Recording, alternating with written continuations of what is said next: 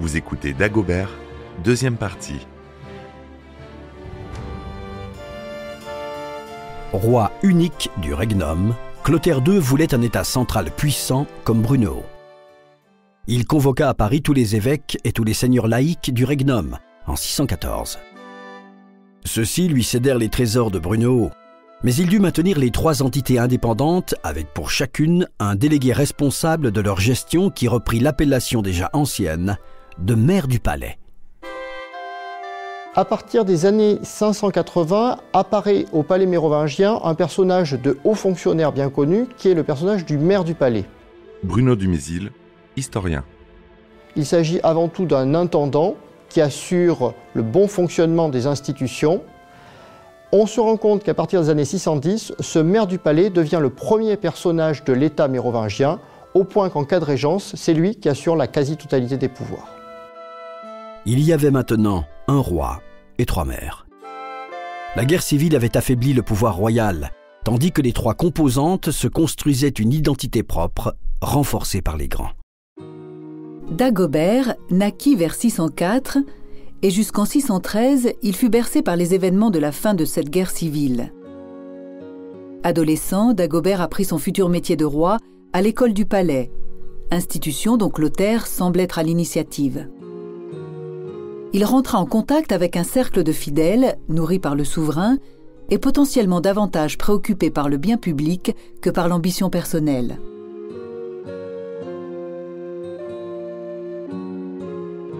Assermenté, il recevait une formation juridique de haut niveau afin de participer à la politique de centralisation du Regnum, qu'on peut commencer à appeler Francie.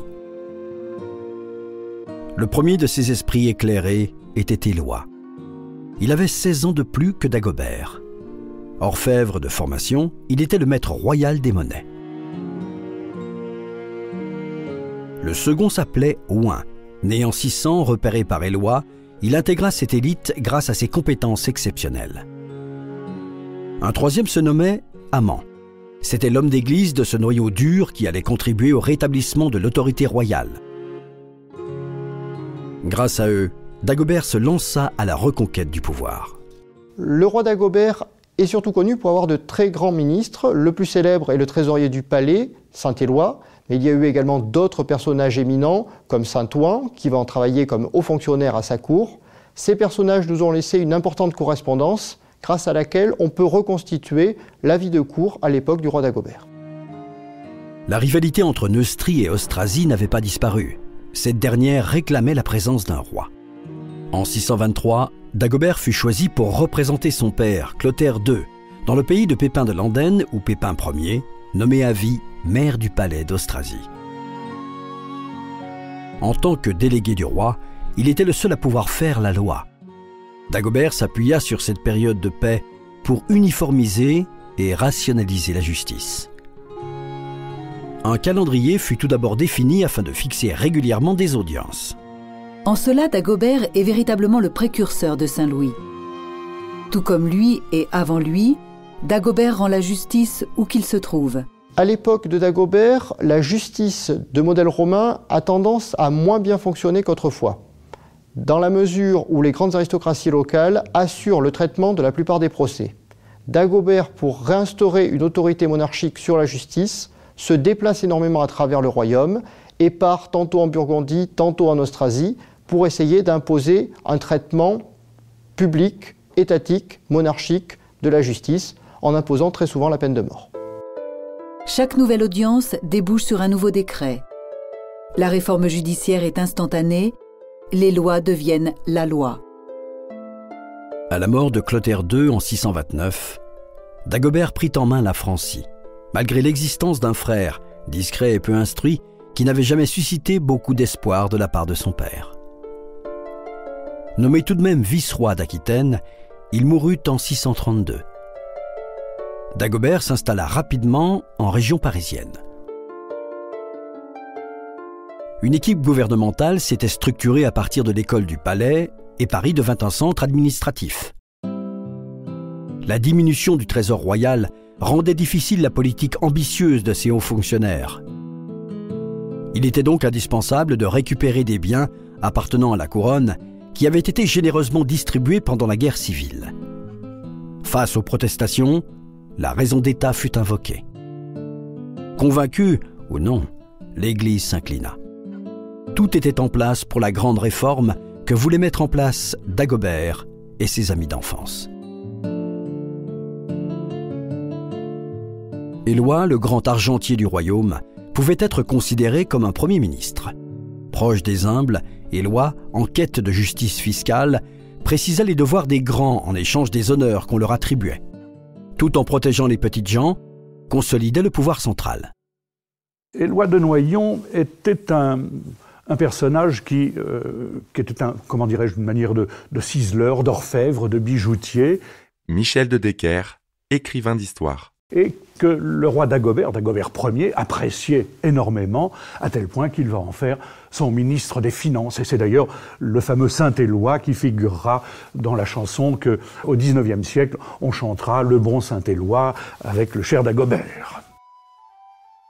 Ohain, référendaire et garde du sceau, généralisa en Neustrie et en Bourgogne l'action que Dagobert avait entreprise en Austrasie en uniformisant la loi. La justice est maintenant la même pour tous, sans abus immoraux, mais conforme aux valeurs d'une société chrétienne qui se voulait nationale. Tout vient du roi, tout est garanti par le roi. Sur la lancée de la réforme du pape Grégoire le Grand, Amand, l'aumônier de la cour, assainit le clergé. Les hommes d'église furent de moins en moins de faux dévots. Il inaugura chez les Slaves et les Basques une nouvelle forme d'évangélisation en représentant l'autorité royale de Dagobert. L'adhésion à la religion du roi était aussi l'intégration au nouveau système mis en place en Francie. Le prestige du roi amena Héraclius, empereur d'Orient, à contracter un traité de paix éternelle. Restaient dans le domaine militaire deux priorités. Tout d'abord pacifier les deux peuples qui n'avaient jamais été totalement soumis par les Francs, Basques et Bretons, ce qui fut fait. Les premiers par les armes en 635,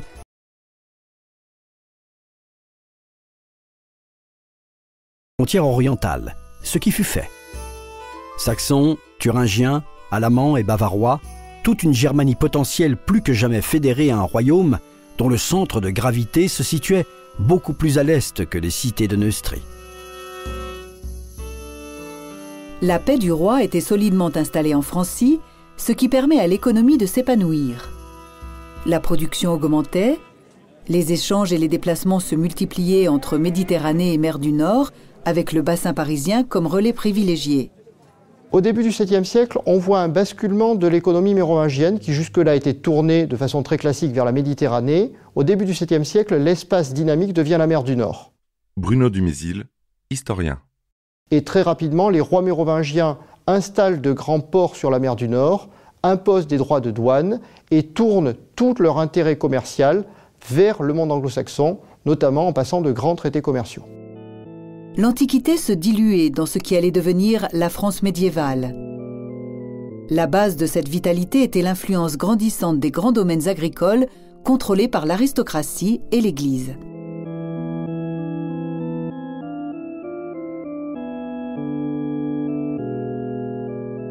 Le 7e siècle fut le temps des évêques. Ils ne participaient pas seulement au développement de l'agriculture, bâtisseurs et restaurateurs des édifices du culte. Ils relançaient l'artisanat. Propriétaires terriens, les évêques tenaient également la ville, l'hospice, l'école, une partie de l'administration judiciaire et fiscale. Le réseau des évêques s'étendait à présent à celui des monastères, sous l'impulsion notamment de saint Benoît. Sa règle s'appuyait sur 3 principes fondamentaux: obéissance, pauvreté et chasteté. L'ordre des bénédictins fut soutenu par Grégoire le Grand. Contemporain du pape réformateur, Colomban, débarqué d'Irlande, fit pratiquer dans ses monastères une discipline encore plus stricte, où les mauvaises intentions ne trouvaient leur rémission que par le châtiment corporel. Le Haut Moyen-Âge voit la multiplication des grandes fondations monastiques sous la direction de personnages charismatiques, saint Benoît en Italie au VIe siècle, puis saint Colomban au début du 7e siècle dans le monde franc.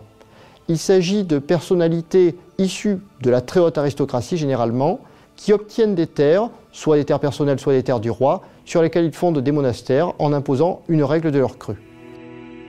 Éloi contribua à alimenter ce réseau de monastères. Benoît et Colomban furent les piliers du monachisme occidental et participèrent activement à la réforme de l'Église qui permit l'émergence de la chrétienté occidentale telle qu'elle allait être pendant 1000 ans. Il y a 2 saints emblématiques qui ont été protecteurs des rois de France. Il y a eu en premier à l'époque des Mérovingiens Saint Martin. Rodolphe Huguet, chargé de mission à la Tour de la Rochelle. D'ailleurs, les Mérovingiens se déplaçaient souvent avec la relique de la cape de Saint Martin dans leur cortège. Et puis ensuite, il y a aussi Saint-Denis. Alors Saint-Denis prend une grande importance, notamment à l'époque des Capétiens, donc il est protecteur de la France. Et c'est vrai que les Capétiens, dès avant Hugues Capet, étaient abbés laïcs de Saint-Martin, mais aussi de Saint-Denis. En 250, Denis était devenu le premier évêque de Paris. Il fut décapité par les Romains sur le mont des Martyrs. On raconte qu'il prit alors sa tête et marcha ainsi en direction du nord. Saint-Denis était l'évêque de Paris. C'est un saint bien connu puisqu'il a accompli un miracle. C'est un saint céphalophore, c'est-à-dire qu'il a marché en portant sa tête dans ses mains. C'est un chrétien naturellement qui va à cette époque-là encore connaître la torture des païens. Michel de Decker, écrivain d'histoire. Alors torture dramatique, parce qu'on va le flageller, mais il va survivre. On va le griller, mais il va survivre. Tout ça à Paris, du côté de Montmartre. On va lui couper la tête. Il la ramasse, il la prend, il traverse la capitale, la fameuse rue des Martyrs, qui porte encore ce nom aujourd'hui, et il s'en va jusqu'à Saint-Denis, où il dit « c'est ici que je vais me faire enterrer ». Du temps de Clovis, Sainte Geneviève lui fit construire une basilique à l'endroit où il se serait arrêté et participa au développement de son culte. Sainte Geneviève est une petite paysanne née à Nanterre et qui va devenir la patronne de Paris depuis que la légende lui a attribué le sauvetage de ce qui allait devenir la capitale, qui n'était pas encore, devant les Huns terribles menés par Attila. Dagobert favorisa à son tour ce lieu de pèlerinage occupé par une congrégation sous l'autorité de l'évêque de Paris. Il lui donna des terres et surtout le droit d'organiser des foires. C'était une grande première qu'un roi accorde ce privilège à un centre religieux. On sait qu'il y a une foire importante à Saint-Denis et que cette foire génère des revenus extrêmement profitables pour le trésor mérovingien. Bruno Dumézil, historien. Ce qui implique que le roi Dagobert, comme son père et comme ses descendants, va s'intéresser beaucoup à cette abbatiale. Le bon roi était victime depuis son enfance de crises d'entérite qui lui provoquaient des maux de ventre particulièrement douloureux. En janvier 639, une nouvelle alerte très violente l'affaiblit considérablement. Sentant sa mort prochaine, il demanda à être transporté près du tombeau de Saint-Denis, où il mourut le 19 janvier. Il fut le premier roi à être enseveli dans cette basilique, qui allait devenir abbatiale et nécropole de tous ceux qui se succéderont sur le trône de France.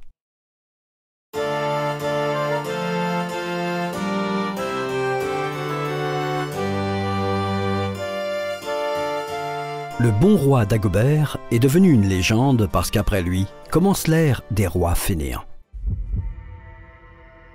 Dagobert avait eu 2 fils de 2 épouses différentes. Sigebert III, qui avait 10 ans en 639, hérita de l'Austrasie, et Clovis II, 5 ans, de la Neustrie et de la Burgondie. L'unité de la Francie n'était plus, et le bel mais fragile équilibre obtenu par Dagobert et ses fidèles serviteurs laissa la place de nouveau au chaos.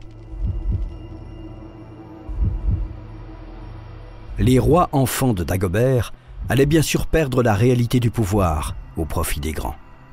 Ils inaugurèrent le règne des rois fainéants. Les Mérovingiens restent des rois relativement puissants jusqu'à la fin du 7e siècle. Même au début du 8e siècle, le roi mérovingien est assez bien assis sur le trône pour condamner son propre maire du palais pour malversation financière. Toutefois, à partir des années 710, la plupart des rois sont extrêmement jeunes et les maires du palais prennent une importance telle que le roi est condamné à l'inaction, ce qui a entraîné la légende des rois fainéants. Ils ne font pas grand-chose. Et pourquoi ne font-ils pas grand-chose? Parce que, d'abord, ils règnent très hâtivement, très brièvement, et les pouvoirs sont détenus à cette époque-là par celui qu'on appelle le maire du palais, comme le sera Charles Martel. Donc ce sont ces gens, les maires du palais, qui dirigent. Eux n'ont rien à faire, donc ils sont oisifs. Et au XIXe siècle, sous la Troisième République, sous Jules Ferry, eh bien, on va les caricaturer, on les imaginera dans des lourds chars couverts de coussins, traînés lentement par des bœufs, cheminant de ci, de là. Sans véritable autorité, il ne faisait rien ou faisait néant. Les rois fainéants restaient sur le trône parce qu'on ne pouvait pas supprimer les descendants de Mérové, comme ceci, du jour au lendemain. La légitimité de cette dynastie était ancrée dans les mœurs.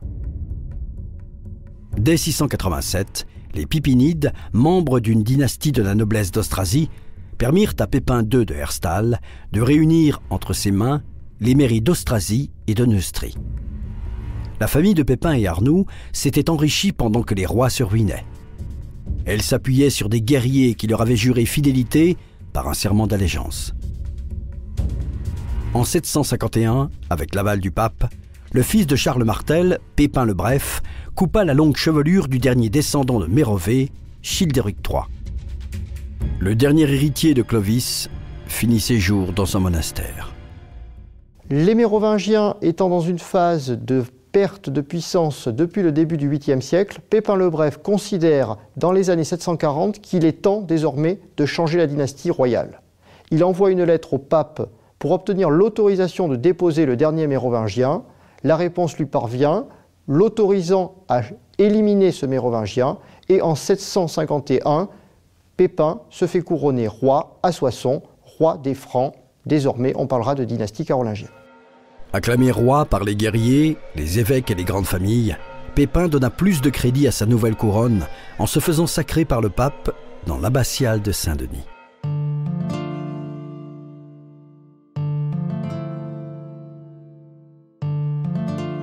Restait à asseoir cette légitimité sur le long terme. De fausses généalogies fleurirent alors. Au IXe siècle, on inventa des filles à Dagobert afin qu'elles puissent épouser des Pipinides. Dans certains documents, Arnoux de Metz, d'au moins 25 ans son aîné, devient le petit-neveu de Dagobert. Le Saint-Empire germanique ressentit le même besoin. Le partage que Dagobert avait effectué entre ses deux fils préfigurait déjà ce qui allait arriver. Une Austrasie qui se retrouverait dans le premier empire germain et une Neustrie qui était le noyau du futur royaume de France. Vers 830 fut rédigée une biographie de Dagobert à l'abbaye de Saint-Denis sous le règne de Louis le Pieux, fils de Charlemagne. De nombreux événements firent leur apparition dans cette chronique. Ainsi, lors d'une partie de chasse près de Paris, tandis que le jeune prince poursuivait avec ses chiens un cerf, l'animal traqué trouva refuge dans une chapelle dédiée à Saint-Denis et les chiens n'osèrent pas pénétrer dans le lieu sacré. Plus tard, Dagobert s'était montré insolent avec l'un des fidèles de son père, et comme celui-ci le menaçait, il revint dans cette chapelle dans laquelle il s'endormit et en rêve contracta un marché avec le martyr. Le saint lui promit sa protection si en échange Dagobert s'engageait à honorer sa mémoire. La réconciliation avec le père eut bien lieu. Dagobert favorisa la renommée et la gloire de Saint-Denis. À partir du IXe siècle et pendant près de 200 ans, Dagobert va poursuivre ses donations à Saint-Denis. Les moines de l'abbaye vont produire 18 contrefaçons de diplômes attribués à Dagobert. Les fausses donations permettent à Saint-Denis de s'enrichir et de devenir ce qu'elle va devenir, la nécropole des rois de France. Tous ces faux soulignent le crédit, la légitimité, la référence intouchable qu'incarne Dagobert dans la mémoire populaire. La basilique de Saint-Denis est effectivement un monument emblématique de la royauté française, puisque beaucoup de rois sont enterrés dans ce monument. Rodolphe Huguet, chargé de mission à la Tour de La Rochelle. En fait, on parle souvent du roi Dagobert comme fondateur de l'abbaye. En réalité, il semblerait qu'une communauté religieuse existait déjà avant le roi Dagobert, mais par contre, il a été un des grands bienfaiteurs de l'abbaye, et c'est le premier roi à se faire enterrer dans cette basilique à côté de Saint-Denis. Premier roi enterré à Saint-Denis, Dagobert est à l'origine de la mystique qu'entoure l'abbaye, concrétisation du message politique et spirituel de la monarchie française. Quelques mérovingiens seront enterrés à cet endroit, mais à partir de Louis VI, tous les rois de France seront enterrés à Saint-Denis jusqu'à la Révolution, évidemment, et jusqu'à Charles X. Quand le système féodal va morceler le pouvoir au point que le roi de France n'est qu'un seigneur pas plus puissant que bien d'autres, la royauté s'appuiera sur Saint-Denis en faisant de la basilique le berceau de l'art gothique au XIIe siècle. Le concepteur du projet, l'abbé Suger, complète la propagande architecturale en réclamant l'héritage temporel de Dagobert, le roi qui règne et son descendant. Le roi Dagobert a une mémoire attachée à Saint-Denis. Bruno Dumézil, historien. Qui conservait un élément insigne, qui est le trône de Dagobert, trône qui va servir à plusieurs rois de France et qui va servir pour la dernière fois pour Napoléon Ier, qui s'assoit dessus le jour de l'entrevue de Boulogne. Saint-Louis poursuivit le long processus de christianisation de la fonction royale en étant canonisé en 1297. Saint-Louis qui fit construire à Dagobert vers 1250 un mausolée. C'est sous son règne que furent rédigées à Saint-Denis les grandes chroniques qui font la part belle au bon roi Dagobert. Architecture, sculpture, écriture, Dagobert pénètre pour toujours dans la mémoire nationale en formation. Les moines de Saint-Denis ont vu relayer leur devoir de mémoire envers leur bienfaiteur par les prêtres de toutes les paroisses de France qui, pendant des siècles, au cours de leurs sermons, vont régulièrement raviver la flamme Dagobert.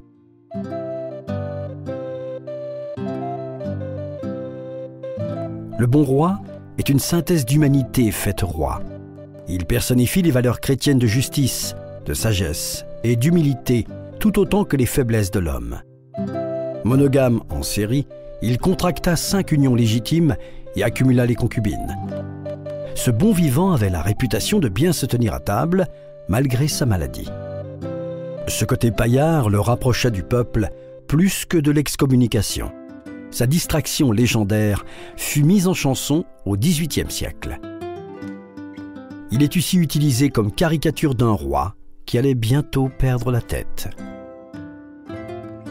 Populaire grâce à ses actes politiques tout autant qu'à son mode de vie, il est le modèle du bon roi, comme le fut près de 1000 ans après Henri IV. Cependant, sa fermeté face aux grands et sa quête de justice n'était peut-être que la manifestation d'une stratégie qui avait pour objectif, avant tout, le renforcement de l'autorité royale. Dagobert a servi de garde-fou aux futurs rois qui devront méditer sur la leçon du bienfaiteur de Saint-Denis. Ils apprendront dès le plus jeune âge le projet divin, leur tuteur étant bien souvent choisi parmi les membres de l'Église. Dans les périodes de chaos, ceux qui, de nouveau, voudront restaurer l'ordre s'appuieront sur son héritage.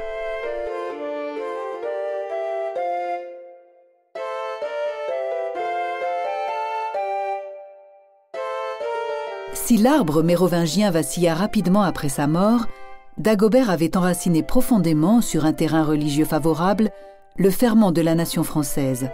Un gouvernement solide, une justice équitable, une hiérarchie qui organise un territoire à partir de Paris, capitale unitaire, et surtout des principes élaborés de son vivant ou à titre posthume.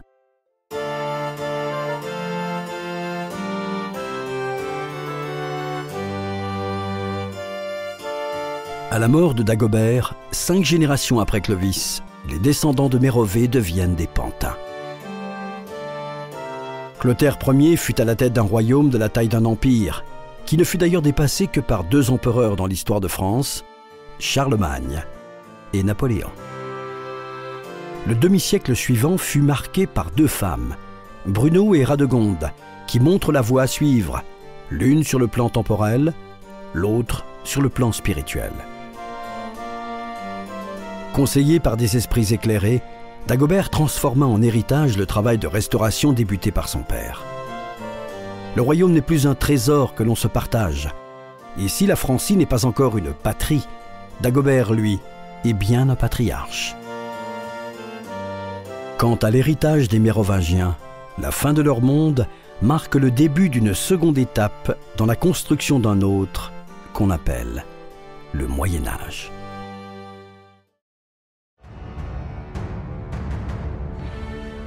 Vous venez d'écouter Roi de France. Si vous avez aimé ce podcast, vous pouvez vous abonner sur votre plateforme de podcast préférée et suivre Initial Studio sur les réseaux sociaux. Roi de France est un podcast coproduit par Initial Studio et Merapi, adapté de la série documentaire audiovisuelle éponyme produite par Merapi. Cet épisode a été écrit par Thierry Bruand et Dominique Mougenot. Il a été réalisé par Catherine Mignot. Production exécutive du podcast, Initial Studio. Production éditoriale, Sarah Koskiewicz et Mandy Lebourg, assistée de Sidonie Cotier. Montage, Victor Benamou, avec la voix de Morgane Perret.